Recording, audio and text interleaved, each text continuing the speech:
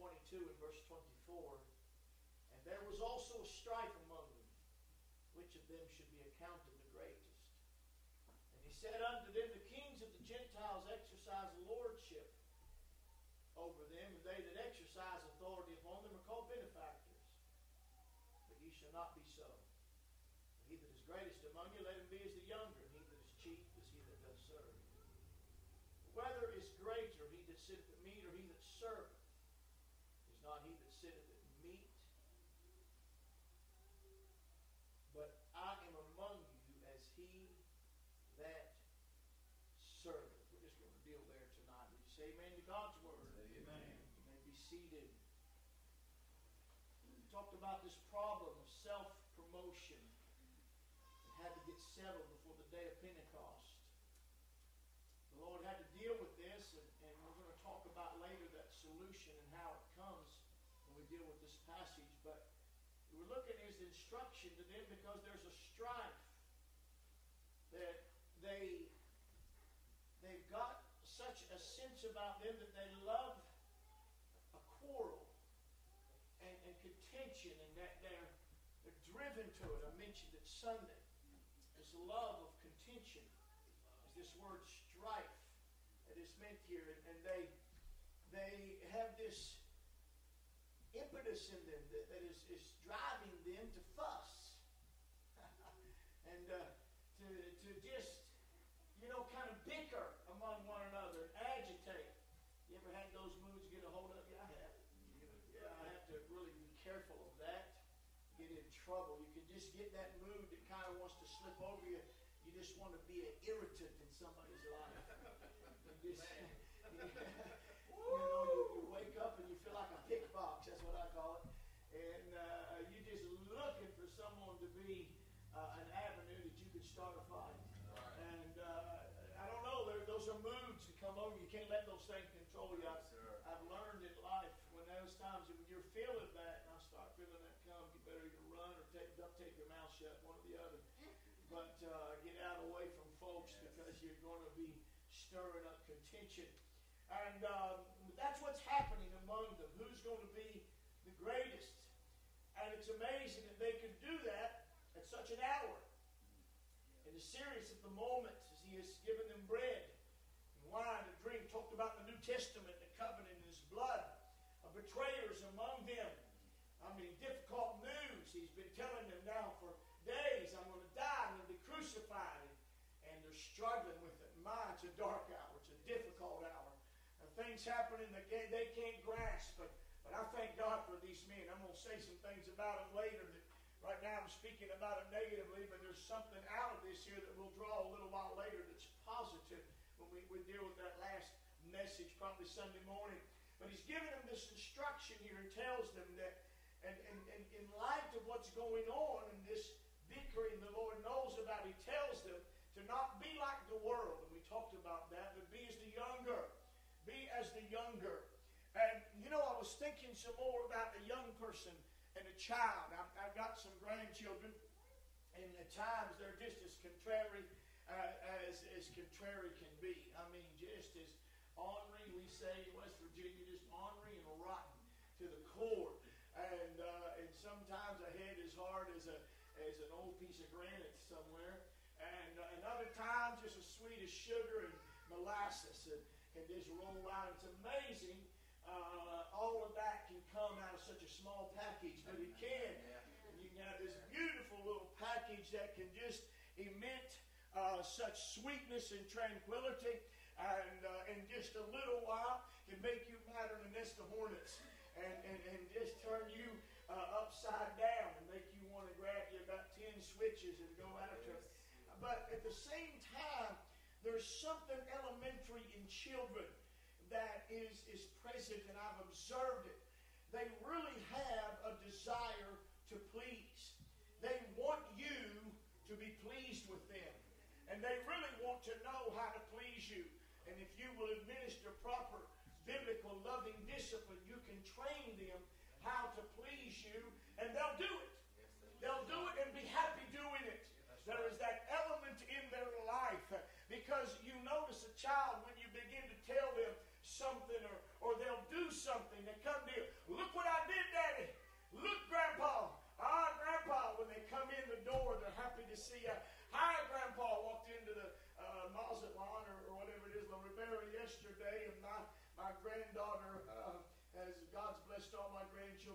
good sets of lungs, good voice boxes, and walked in. There's no secret with her. And I just walked in, and it didn't matter who the crowd was. That she hollered out, "Ah, Grandpa!" And everybody around, I all of a sudden was the focus of attention. And everybody's looking at Grandpa because little Amelia has opened up her voice box and let it roll. She didn't care. There's that kind of innocence. There's that kind of purity. There's that kind of simpleness. There's that kind of not worried about the opinions of those around you. That is pure. There's something about that. We adults sometimes we get tainted. We get too much concerned about things around them, but they're unattached to that. They're free from all of that. They're not burdened by social stigmas and by opinions of the world that's around them. They really care about one thing, and that's the thing that makes them happy. Glory to the Lamb of God. I tell you, if an older man can get a hold of that, you can retain that from your younger days. If you can retain that kind of concept, that you maintain that simplicity of life, that simpleness that says, glory be to God. Don't matter if you're in Walmart, it don't matter where you're at. You're just happy because you want to please God. You got one thing in focus, and that is the pleasure of your Lord and your Savior. And please, if those around you do not matter, and that child will come to you, they'll color a picture, and they want you to see it. What are they looking for? Why are they doing that? I don't think it's so much that child's they're just full of pride. They don't even know what pride is. They don't understand moral concepts. They don't understand what the difference between pride and between humility. They don't know any of that. No, what they want is they're looking for your approval. They've done something, and they want to know that you are approving of what they do. They're seeking that approval, and they're looking for it. They want to please. And I'm telling you, God said, let the elder be like the younger. Let us be men. No matter how old we get, no matter how far down the road, there's still a passion in us that wants to please God and to please our brothers for the sake of Jesus Christ. Ain't nothing more contrarian and ugly than somebody that don't want to do nothing but please themselves. You see an old person get cantankerous, and they get all cranked up and cantankerous, and they get old, and they don't care about nobody or anything, and they don't have any desire to please. The whole world can just fall in the pit, and they can care less about it. There's no sense in which they want to reach out and serve anybody or help anybody anymore. They just feel like they've got to the place that everybody owes them everything, and everybody owes them their respect and their retirement, and to sit down somewhere and get out of my face and get out of my hair and get out of here. I don't want nothing to do with you. And I've done it. I've put in my time. I've put in my share. Ain't nothing worse than that right there. But God said that old man, he may come to that place where he is aged and dignified and should be honored and should be respected and his example should be followed, and he should teach the younger. But let him be full of that youthful sense and he wants to please God, and he wants to honor God and give him glory, and he wants to be pleasing in the company of others. Yes. Maintain that as a child. Then he said, just be a servant. Be as the servant, he said. Be as one who serves. And we're going to talk some more about that. You know, the Lord talks about how that Jesus came to this earth and took upon him the form of a servant and was made in the likeness of men. Servant. Jesus said, I'm among you as he that serveth. Son of God came not to be ministered to, but to minister to others, to give his life a ransom, the Bible says. He came to serve, and a tremendous service that he has done for us. Ooh, glory. I'll ask you, if Jesus hadn't done what he did for you, where would you be? And how much did it cost you? I don't mean I had to give up everything. I had to give up my life. You can give up anything. You gave up a mess. That's what you gave up. You gave up a life of bitterness. You gave up junk. You traded a trash heap for a gold pile. You traded a bunch of mess for something that was sweet and glorious. Hallelujah. You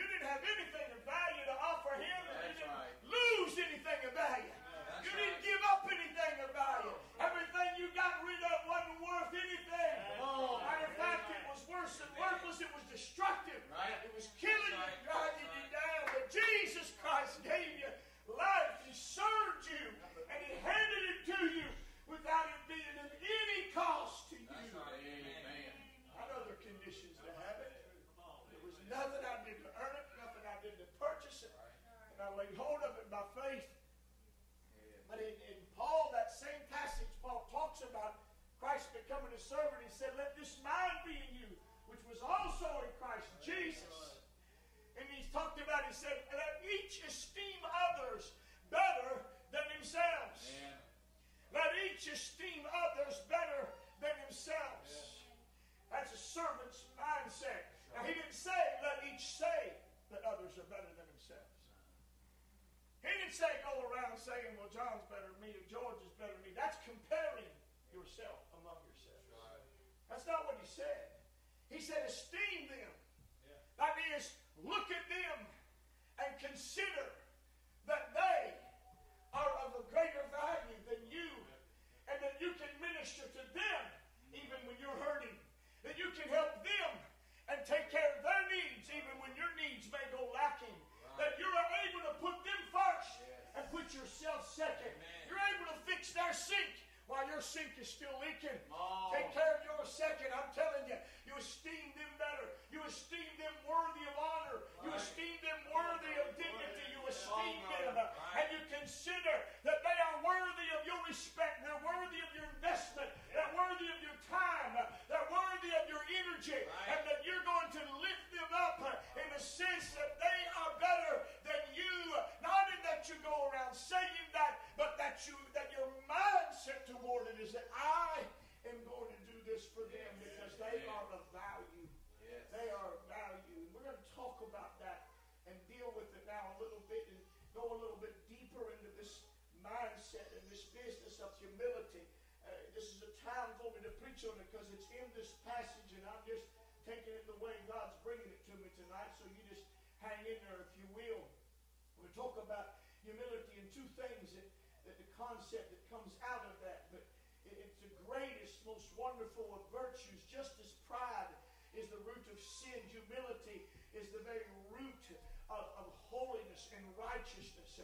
You can't even repent without humility. You can't believe in Christ without humility. You can't deny self without humbling yourself. How do you talk about it? How do you express it? If you preach about it, you're thought to be proud. And it's always, and if you preach about it, the guy that's proud usually don't like it and gets upset. And the guy that's humble, he may dig a little bit deeper in the well, but there always becomes this sense that it's always for the other fella. But I don't want you to think of the other fella tonight. I want you to measure yourself as we talk and try to it's a wide concept, but I just want to try to hit some things a part of this business of humility. Before I do, I want to talk about this business of pride. I'm not going to go into depth because pride is the opposite of humility. But I want to hone it into you to understand. You see, you won't seek humility unless you understand how wicked pride is. And I'm just going to read a few verses of scriptures. I just want to read to remind us the root of sin is pride. Pride is the invention of the devil. It doesn't exist in the character of God. God is not proud. God is not arrogant. Pride did not come from his nature. It came from the devil. The Bible said it in Ezekiel, his heart was lifted up. In the day he thought he trafficked his wisdom, and because of his beauty, the Bible said his heart was lifted up. That's pride. He's the one that started. He's the father of that lie. He's the father of that concept and the inventor and the promoter of it. And if we can't see how ugly it is, and we don't like it when we recognize it. Even the world, many times, if there's some outright act of arrogance and pride, the world itself will condemn it. But pride is so multifaceted. It puts on so many different cloaks. It wears so many different garments. And sometimes it's not easy to detect. Sometimes you can't see it. Matter of fact, you can hide it. You can hide it in a heart and have a heart full of it while your outward is modest, while your outward is portraying some kind of modest, humble appearance. There can be a heart that's lifted up. They would have looked at the Pharisees and you would have thought they were the greatest, most righteous, holy men in the world. And God said they're full of pride. They're full of pride and iniquity. So, I want you to see this for a moment. Listen. I'm going to tell you, pride will slip in. It's like a mouse. I'm telling you, you can think you got your house sealed up, buddy. When I worked on my house, I sealed every crack I could find in that place.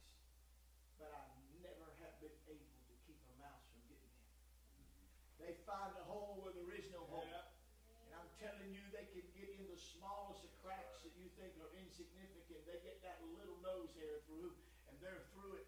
And that's the way pride will come. So I want you to listen. Proverbs 12:3. The Lord shall cut off all flattering lips and the tongue that speaketh proud things. O God, the proud are risen against me, and the assemblies of violent men have sought after my soul, and have not set thee before them. Psalm 86:14. So listen, the proud man is someone who has not set God before him. So he doesn't look at God. He doesn't fear God. He doesn't see God and have him in his vision, and has not set God before him. Psalm 119:21.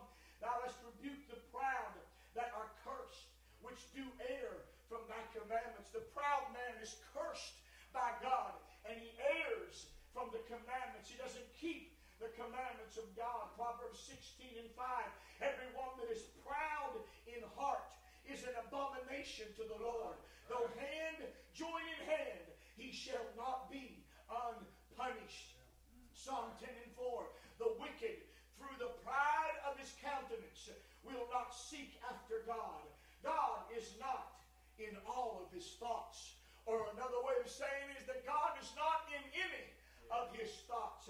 That doesn't necessarily mean that he doesn't think about God, or that even that they acknowledge that there is a God, but the idea is that God has no effect in his thoughts.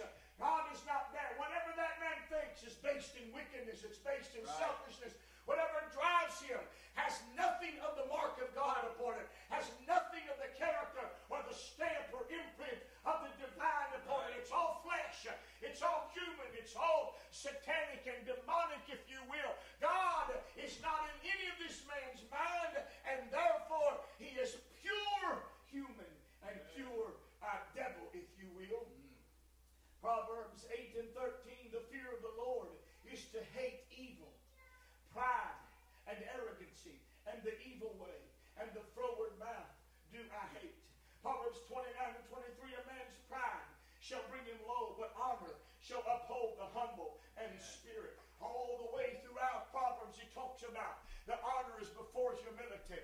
Pride goeth before destruction, and a haughty spirit before a fall. Again, in the Old New Testament, you'll find it again and again, how that God is against the proud. Where he said that God, a couple of times, God resisteth the proud, but he giveth grace unto the humble. I mean, over and over again, that pride heart, that heart of pride. What is that pride? That pride is that heart, that resistance, that spirit. It's that mentality that resists the will of God. It resists the government of God. It resists the authority of God. It resists the dominion of God.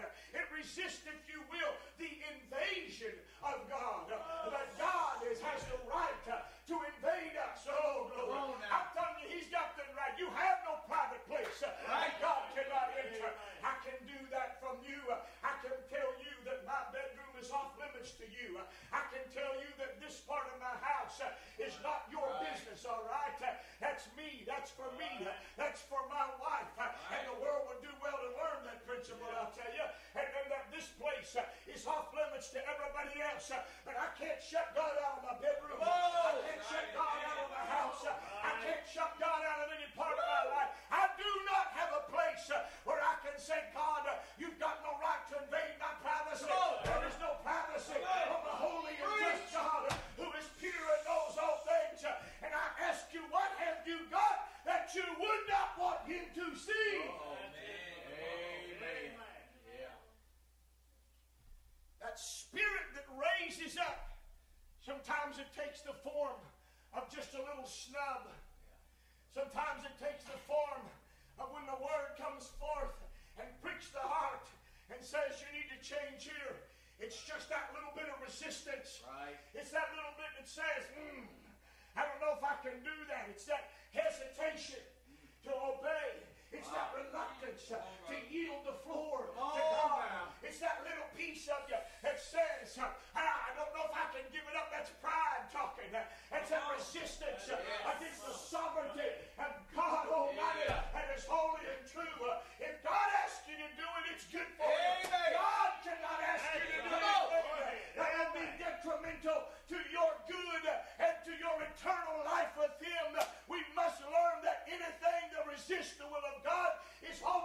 the sharing of the mind of the devil. Come on. It's that spirit that raises up and says, I ain't got to listen to my husband. I ain't got to obey my parents. I'm of age. I know better than they do. It's that spirit that says, he's just preaching. That devil wants to get me. It's that spirit that says that I'm not going to go and do what I need to do, you know. I'm not going to go down there and pray. I'm not going to go to that altar and kneel. It's that spirit that says, I can make it by myself. It's that independent spirit. See, that's what pride is. It's a spirit of independence. I can do this little bit without God. You know you need him in the tornado. You know you need him when cancer's racking your body. But you don't know you need him when everything's going good and the bank account is full and you got everything going good out here. And you got it all kind of figured out. And hey, it's on an even keel and I can keep it here. You know, let me hold the steering wheel a while, God. I can take it. And I'm telling you, that's pride. That's that thing that'll mess you up. And God hates that spirit. You hear me? You hear me? That spirit that says that I can't yield to someone else. That spirit that says that nobody can tell me what to do. That spirit that says I don't need to be corrected. That spirit that says and turns and puffs up that neck and spits it high and says, I know as well as you do. That spirit, my friend, is not of God. It didn't originate with God. It originated in the heart of the enemy of God. And we want nothing to do with it. And we got to recognize every form it takes. We got to learn to recognize every partial and every passion of it. And say, dear God, crucify it and kill it in my life. I want nothing to do with it, which will hinder me from receiving the grace of God. That's right. Amen. It's that spirit that defends self. It's that spirit that says, I'm not going to give up this little bit of ground right here. I'm not going to suffer myself to be defrauded. That's pride. And I'm telling you, it takes every form imaginable. Now let's talk a little bit about humility. We've got to get a hold of this. We've got to get a little deeper. I'm going to scratch the surface. I promise that's all I'm going to do. Just going to scratch the surface. But I want to talk a little bit about, first of all, what humility is not, because there's some mistaken ideas about humility. And in the church world, sometimes we've adopted the world's mindset of humility and not the Christian mindset of humility. So I'm going to tell you a few things about what humility is not. Humility is not self-deprecation. What do I mean by that? Humility is not going around talking down about yourself all the time. Oh, well, I'm nothing. Well, I'm of no value. Well, I'm just no good for anything. Come on. If I could be worth of anything, then I could help somebody. And that's selfishness, and that's actually a form of pride. Right. What you're saying is I'm not getting enough attention. Because the tendency is when you say, oh, I'm just a nobody, is that arm goes around, oh, now come on, you know better than that. That's what you were wanting, wasn't it? That's what you were after. You were after that confirmation. You were after that arm around your neck because there was some insecurity in you. And that insecurity comes, and I'll show you that later, that insecurity comes because you're proudful and you haven't surrendered yourself to God. And there's pride in your life that's got to go. So pride or humility, Jesus Christ, and he's my example in this. There is none more meek and lowly as the Savior. Amen. You will find none. Moses was the meekest man on the earth. Jesus outdid him. I will tell you. He said, come unto me, all you that labor and are heavy laden, and I will give you rest. Come, learn of me. Take my yoke upon you, for I am meek and lowly in heart. Amen. Not just in attitude and that, but in heart. Where he had it is where it counted, and it revealed itself on the outside. But Jesus never went around talking and saying, well, I'm a nobody now. Well, I'm just not good for anything. Well, you know me. I just really can't ever do it right. I'm just not perfect, and I'm just not good at it. He never, ever, ever criticized himself. Because criticism of self is not humility. Humility is not a denial of one's identity, position, or ability. Sometimes we think because a man has an ability, he should never say anything about it. That's not humility. Now you can boast about it and be wrong. But if a man has knowledge, he has knowledge. Right. He doesn't have to deny that he has that knowledge in order to be humble. Right. If he's gifted, he's gifted. Yeah. If he's talented, he's talented. Right. Now, for him to go around and boast about that is proudful. Yeah. For him to go around and shove that in people's face is proudful. Yeah. But for him to utilize that in a way that is profitable and beneficial to others, for him to take that knowledge and to reach out and to touch the lives of others with it, whenever that he has an ability to do something and is in a group where that ability is needed, and he exercises that to the glory of God in the spirit of service and meekness.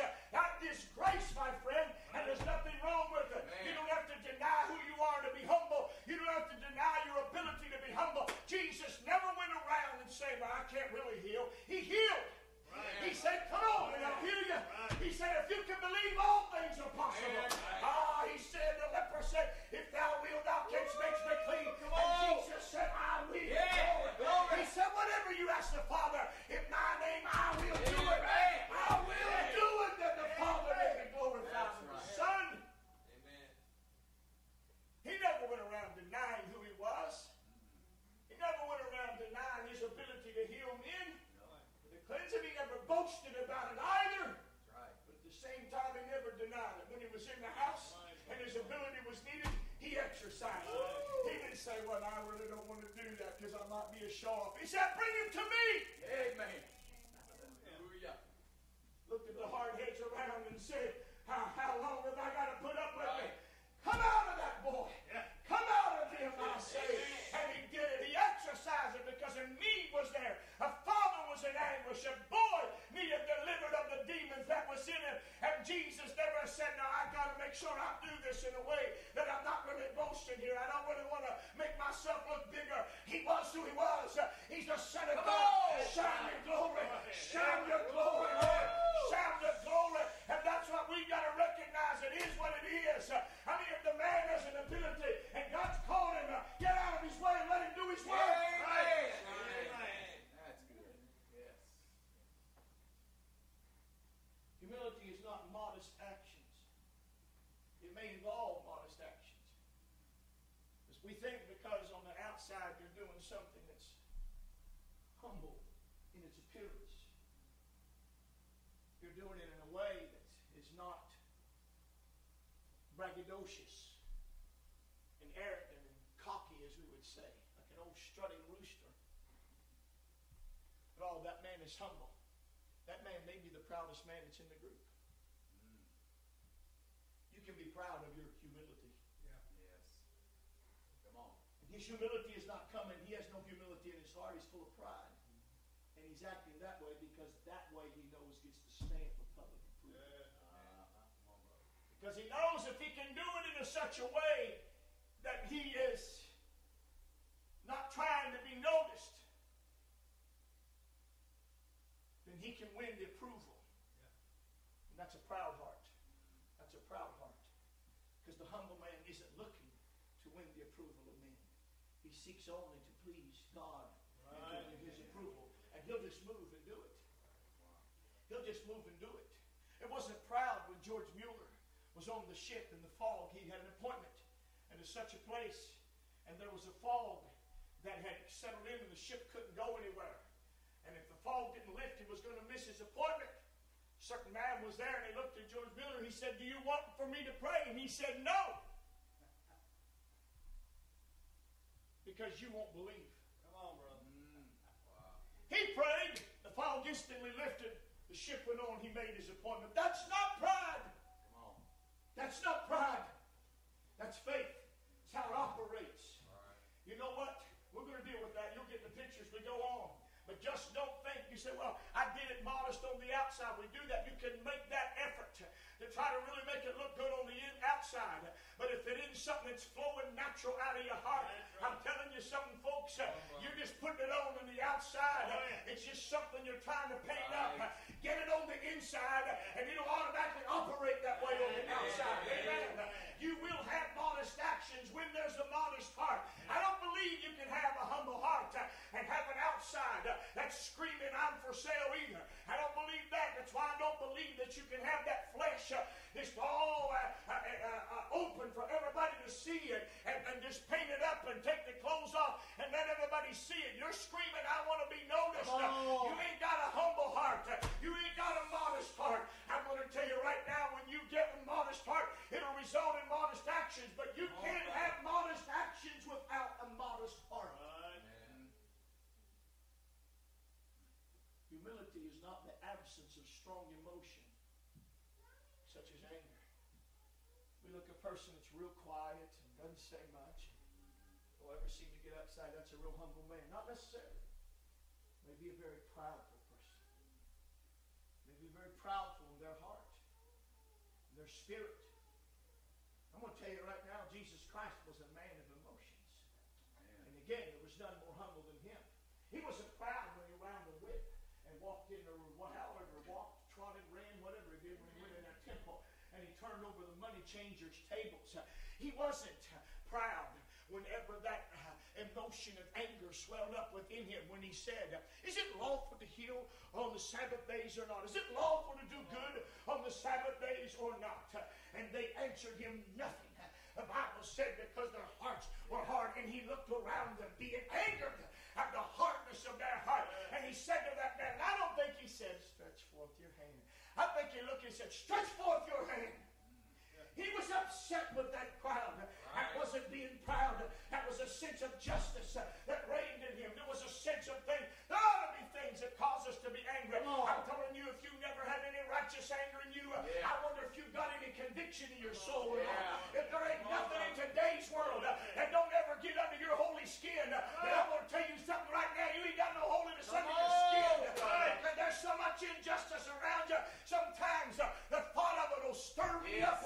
I feel like grabbing a throttle somewhere and just choking it, because what in the world are they doing? I've never seen such idiocy. I've never seen such ludicrousy in all of my life. We've lost our marbles. It's not proud. It's a sense of this world is crazy, and the justice of God rises up. God himself will rise up and condemn the crowd. He will laugh and mock when their calamity comes. That's right. Jesus wept. He lifted up his voice in prayer and praise. He cried with strong tears. He got angry. He showed deep joy and emotion. He showed great compassion towards people, so that he was moved with compassion. So that humility is not the absence of emotion, even strong emotion. Amen. Humility is not the ability to never offend and always be agreeable to others. There seem to be those folks in life that never seem to anger a soul in the world. I'm going to tell you, I ain't one of them. I've angered a plenty. But they're just so easygoing that they never ruffle anybody's feathers.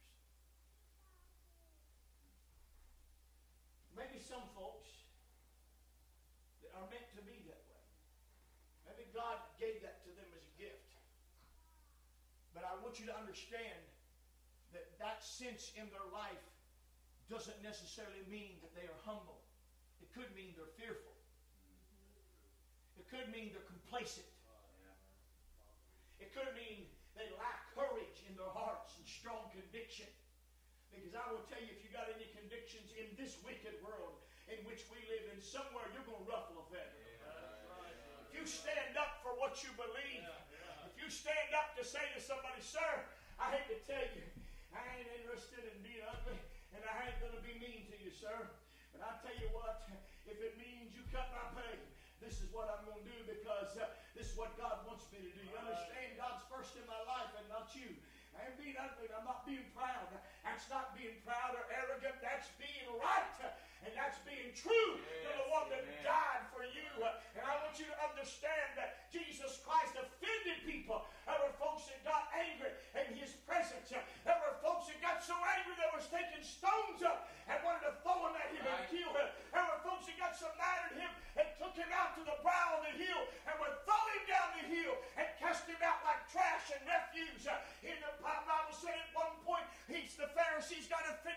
disciples said, hey, Jesus, they were disturbed by, don't you know you offended them? He didn't say, I'm offended them. Let me go apologize real quick. I'm so sorry I preached it that way. I should have said it more softly. I'm so sorry. Come on, brother. Amen. He said, leave alone. That's right. The blind leaders of the blind. Blind leaders blind they don't go in the ditch. Yeah. We got to find the real humility that is rooted in the conviction of Holy Ghost. Amen. That's rooted in a holy conviction, Lord. And has the holiness of God imprinted on the heart. And the love of God that controls the life, so that I am controlled not by modest actions, but by the Holy Ghost that lives in me, Lord, to the Lamb of God. And I am fully yielded under the dominion of the Holy Ghost. Amen. Jesus. Thank you. Hallelujah. Humility is not the absence of the assertion of convictions. Today, if you stand up for what you believe, you're proud. Now, the world can do it, and they're not proud. Yeah. But if we do it, we're proud. We're bigots. You know, we're full of arrogance. No, sir. No, sir. Ain't nobody stood up more for what he believed in Jesus Christ. And again, there wasn't a proud bone in his body. There wasn't a proud. You look at the character of Jesus Christ. We made him into some barefoot, long-haired hippie that's some kind of Anglo-Saxon white man walking around and ain't never had a callus on his finger, and his fingernails are so white and pure and look like he got a manicure and comes out and walks so soft and just tiptoes around like some little sissy. That's what we painted him out to be, that he was a man who had hands that had been scarred from being in a carpenter's shop. He was a man that had been out in the sun. He slept in the desert and in the wilderness. He knew what it was to endure the hardships of life. He went many times without food. He walked in hardship. I'm telling you, just one set of clothes. This man was a man who lived a rugged life, and a life that was a life of discipline. He looked, by the time he was 33, he doesn't look like he was 50 years old. Don't talk to me about some kind of sissy that was afraid to assert himself. When he said that he went into the temple, he did it under his own authority and the authority of the Father. He didn't ask a Levite. He didn't ask a priest. He didn't ask the Sanhedrin. He just did it. Hallelujah. He didn't have any problem telling folks where they were wrong. Yeah.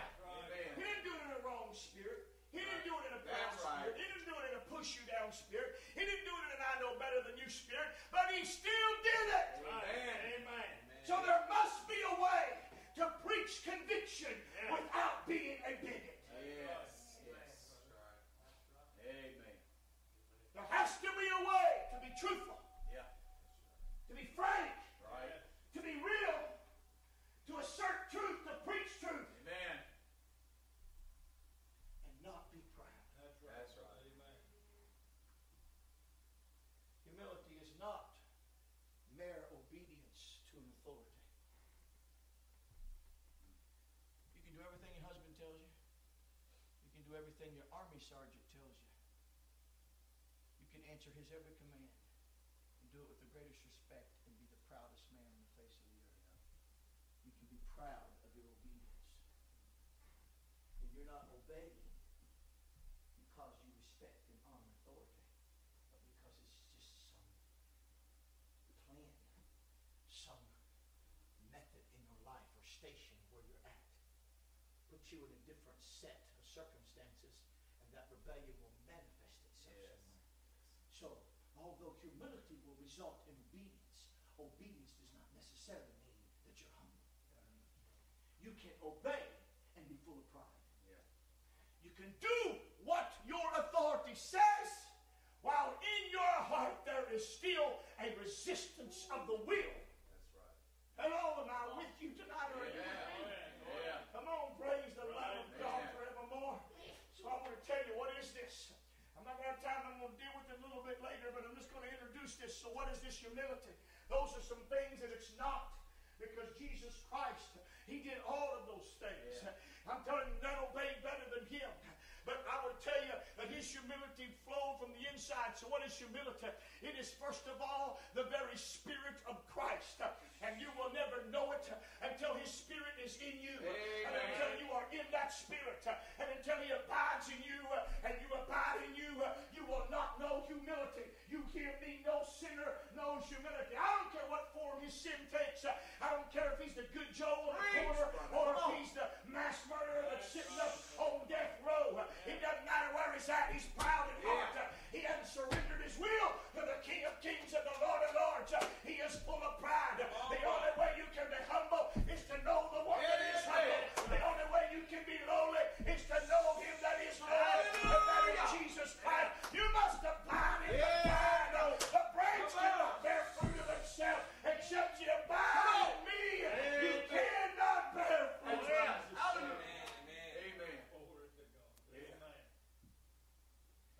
And if you're not cultivating your relationship with Christ, you're not growing in humility. You can't learn it outside of Christ. Jesus invited them. He said, I'm meek and lowly. Yes. He said, come and learn from me. That's right. He didn't say, come and learn my methods. He didn't say, come and learn my actions. He didn't say, come and learn my modesty. He said, learn me.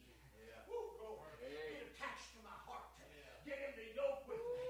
Come on. Amen. Go where I go. Yes. Plow where I plow. Hallelujah. Yield where I Come yield. on. See as I see. Love as I Yes. love. Do as I do. Think as I think. Preach. Feel as I feel. Woo. And you will know humility. And you will know meekness and Preach. lowliness. You can't get it out of a classroom experience.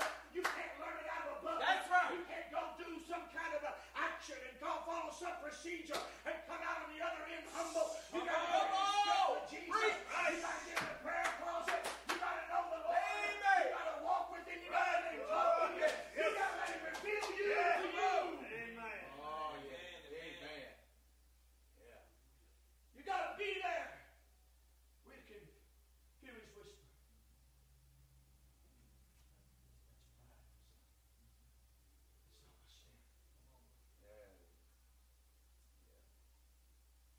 Brother Woods. It just all goes when you get saved. Well, everything you know goes when you get saved. You find out these things you learn about yourself. 12 men are walking with Jesus one day. He's going through Samaria. He would go through Samaria. He sends ahead to fix a place. We don't want it because he didn't want to stay. The disciples. Lord, you want us to call fire down from heaven on them? You don't know what spirit you're in. You got the wrong spirit. Fellas, I didn't come to condemn, I came to save. I didn't come to call fire on. I came to save. Glory to the Lamb. And I'm going to tell you sometime later, he's going to send a fellow by the name of Philip down there, and he's going to have one of the greatest revivals. And that crowd that wouldn't let him stay. Yes. They're going to get saved, Brother John. They're going to get baptized in water. They're going to get baptized in the Holy Ghost. They're going to get full of the love and the life of Jesus Christ. And they're going to know him. They're going to hear the glorious gospel of God and be converted unto the Lord Jesus Christ. I am telling you that you got to walk. You got to know his spirit. And you cannot learn it. You cannot learn it by just reading a book. You can learn certain principles. But you've got to have the Spirit of Christ that flows in you. And you got to keep that Spirit flowing. Anything that agitates your spirit, anything wrong that gets in there and hinders that relationship with Christ, you've got to get it out. You've got to push it aside. You've got to know that humility is the very spirit of your Savior. The Bible said he has shown thee, O man, what is good. What does the Lord require of me? To do justice and to love mercy and to walk humbly with thy God. Amen. That's right. Woo. Hallelujah. To walk humbly with your God. You ought to even realize what a privilege it is that God will let you walk with him. Right. Come on, brother. Come on now. Amen. Used to have that crowd in school. They were the jocks. I didn't get to walk with that crowd. I wasn't cool enough. But just certain groups, walked with them. But the creator of the universe, the great sovereign, who controls everything, who led the nations to him, are of no more weight than a drop of water in a bucket.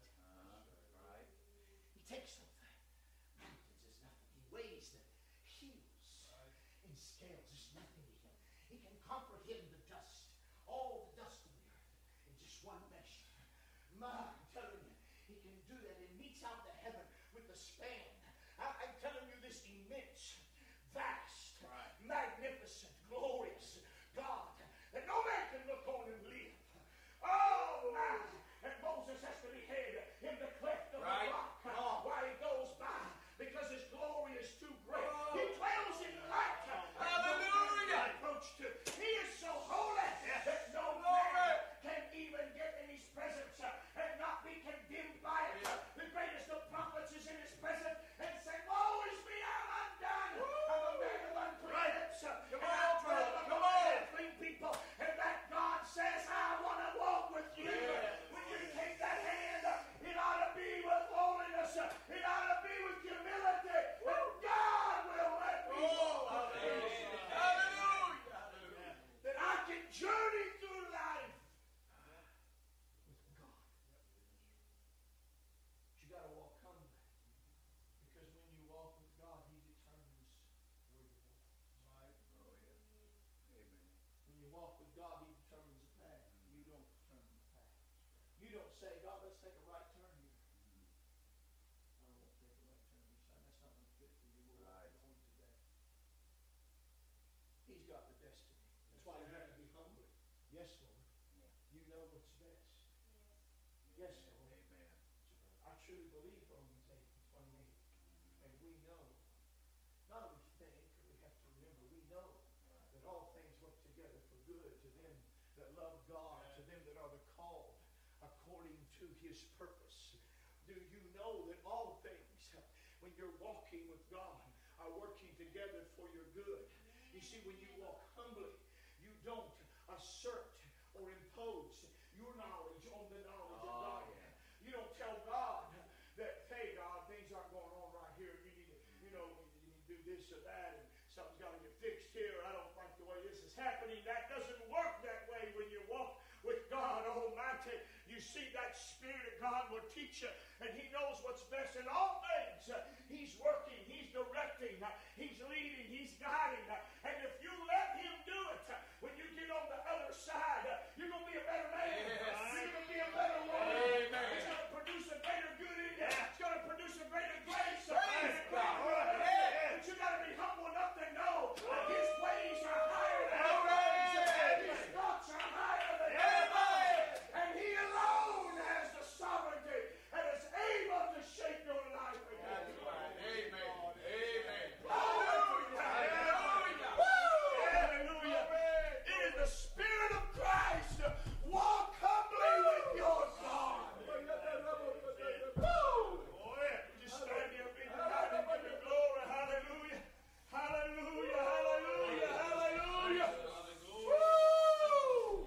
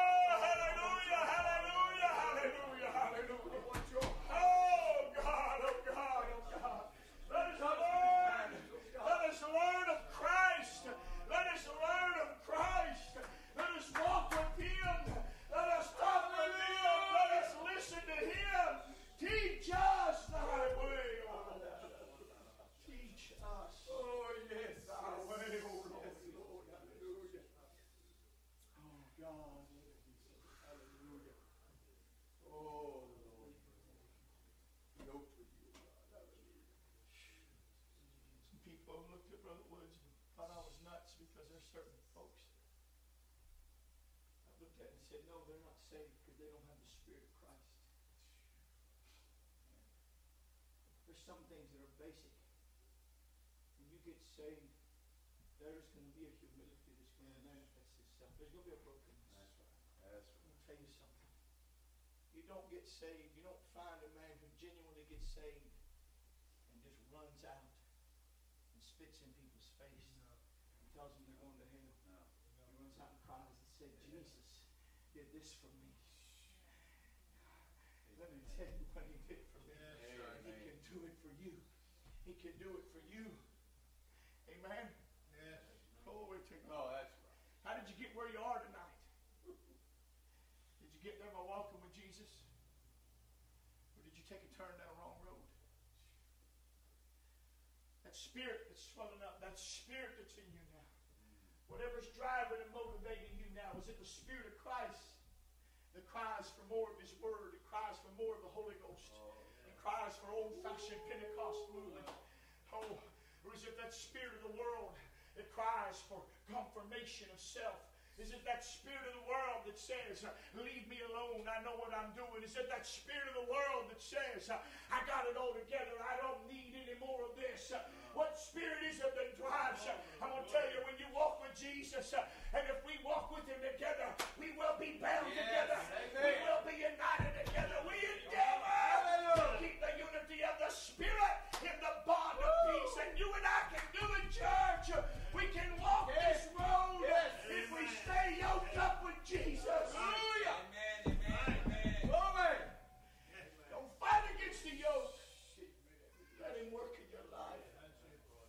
Resist the devil. Don't resist God. Resist the devil.